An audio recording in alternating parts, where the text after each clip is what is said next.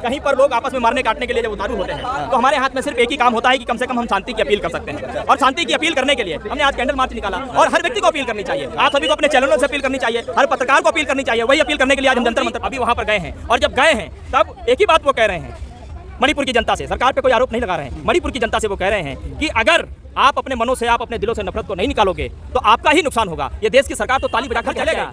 जब आपके घर के लोग उस आग में झुलसेंगे तब भारतीय जनता पार्टी बचाने नहीं आएगी आपको, तब नरेंद्र मोदी बचाने नहीं आएंगे आपको, तब प्रवक्ता समित पात्रा बचाने नहीं आएगा आपको, तब आपके लोग बचाने आएंगे आपको। और आपके पास रहने वाला चाहे वो कांग्रेस का हो, चाहे वो कम्युनिस्ट हो, चाहे कोई भी हो, हिंदू हो, मुसलमान हो, सिख हो, बचाने 9 सालों से एक ही लीग पर चलती चली आई है। फूट डालो और राज्य की सांसदी को छीना, आपने उस व्यक्ति के पद को छीना लेकिन उसके कद को नहीं छीन पाए। और जिस व्यक्ति के पास सांसदी नहीं हो, जिस व्यक्ति के पास पद नहीं हो, फिर भी उसका कद ऊंचा हो, इसका मतलब वो नेता नहीं है। देश का वर्तमान में लड़ाई एक नेता और अभिनेता के बीच में है। नेता मणिपुर के बीच था, नेता ने 14 राज्यों की यात्रा की, नेता लाखों लोगों से मिला। अभिनेता कभी वो अपने बैठ करके ऑफिस में मीटिंग करता है कि हमको मेट्रो में कैसे घूमना है, मणिपुर को जलता हुआ छोड़ करके कभी वो अमेरिका चला जाता है। तो तमाम तरीके की पीआर करता है। नेता और अभिनेता की लड़ाई में नेता राहुल गांधी हैं, अभिनेता नरेंद्र मोदी हैं। कहा है कि हम भारत जोड़ो यात्रा और राहुल गांधी जी वहाँ पे गए हैं, ये कोई राजनीति करने नहीं गए, यहाँ पे मोहब्बत बांटने गए। तो बिल्कुल गए, वो मोहब्बत का पैगाम देने ही गए। और आप देखिए कि कुछ दिनों के बाद में हम भारत जोड़ो यात्रा उधर से भी निकालने वाले हैं। ये कितनी भी कोशिश कर रहे हैं 2024 की पटकथक को लिखने की, लेकिन हम लिखने नहीं देंगे।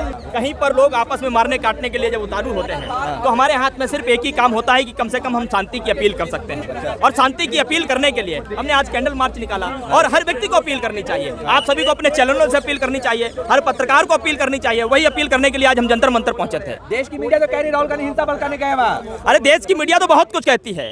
देश की मीडिया पर अगर हमने भरोसा किया होता और देश की मीडिया पर अगर इस देश की जनता ने भरोसा किया होता तो आज मणिपुर और बुरी तरीके से जल रहा होता। आज लोगों ने देश की मीडिया को देखना बंद कर दिया, अखबारों को पढ़ना बंद कर दिया। आप जैसे सोशल मीडिया के चैनलों को देख करके वो कई सारी चीजें हकीकत में समझ पाते हैं कि आखिर स्थिति है क्या देश की। अच्छा, लेकिन क्या कब रुकेगा ये कब रुकेगा? बिल्कुल शांत है सब कुछ।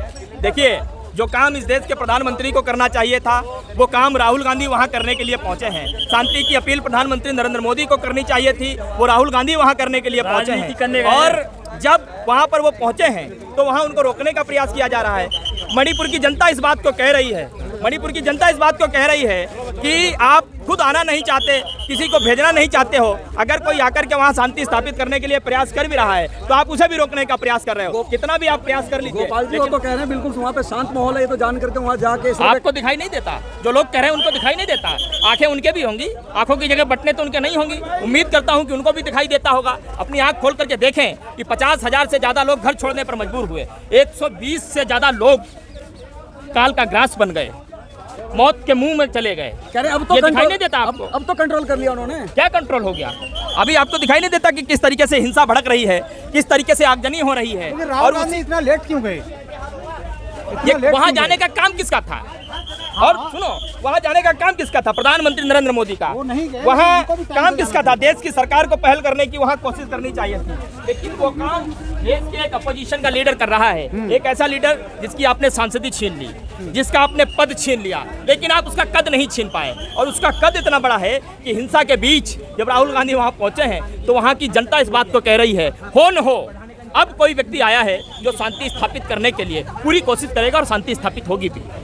नहीं, ये अच्छी बात है, अच्छी पहल की राहुल जी ने, लेकिन ये टाइम से थोड़ा लेट हुए हैं। क्या कारण था? आपको याद नहीं है शायद, और मुझे लगता है कि बहुत ग्राउंड रिपोर्ट नहीं करते हो आप। करते होते तो आपको ये पता होगा कि जिस दिन से 3 मई से हिंसा शुरू हुई, आज 58-59 दिन हो गए। वहाँ कांग्रेस का हर कार्यकर्ता पहले दिन से मौजूद है, लगातार उनके बीच मौजूद है। तमाम राहत शिविरों में खाना पहुंचाने का काम कर रहा है, उनके लिए रात को सोने के लिए बिस्तर पहुंचाने का काम कर रहा है। जो लोग आगजनी के शिकार हुए हैं उनको भोजन पहुंचाने का काम कर रहा है। लगातार लोग वहां लगे हुए हैं। तमाम लीडरशिप हमारी वहां पहले ही पहुंच चुकी थी।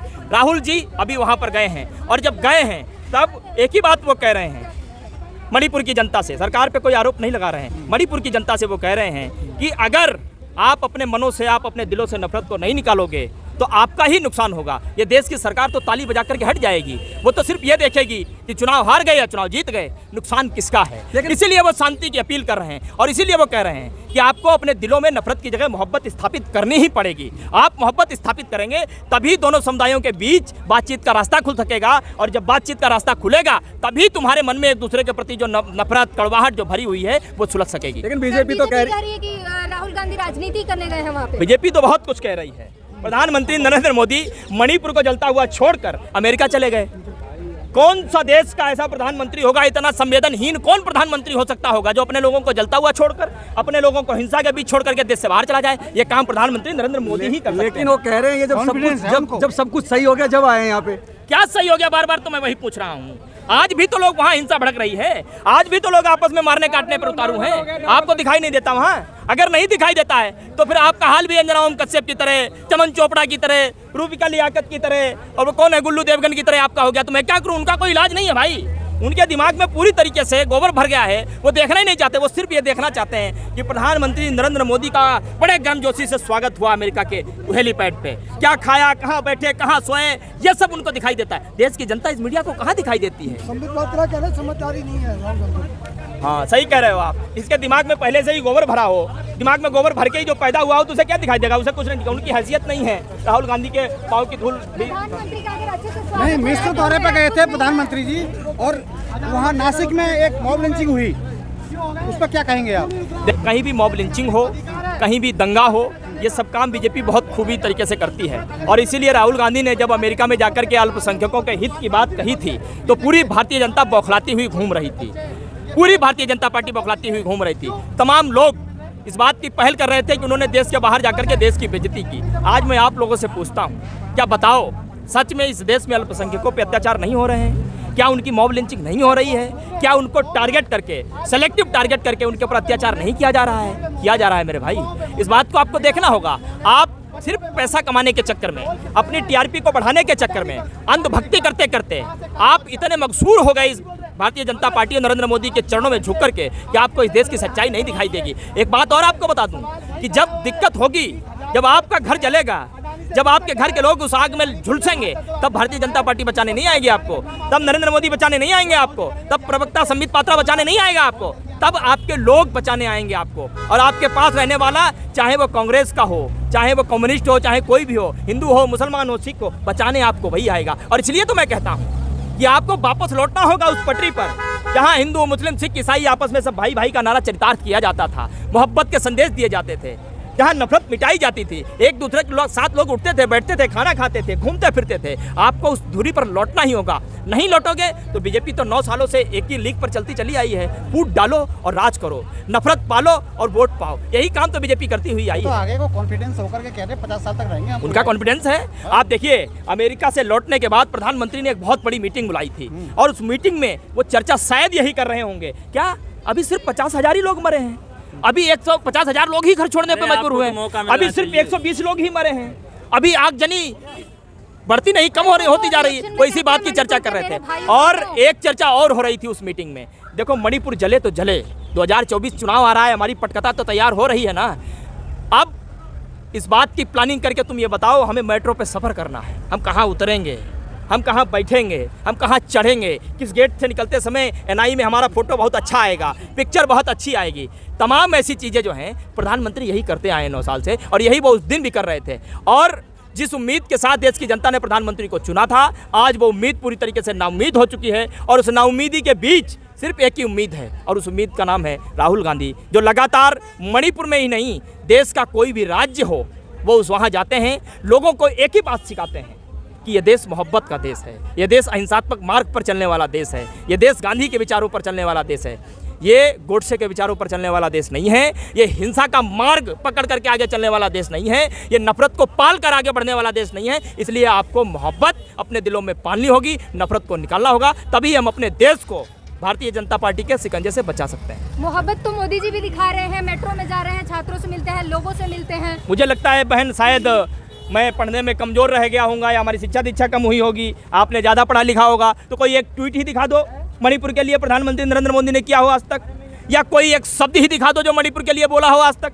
बोला है क्या?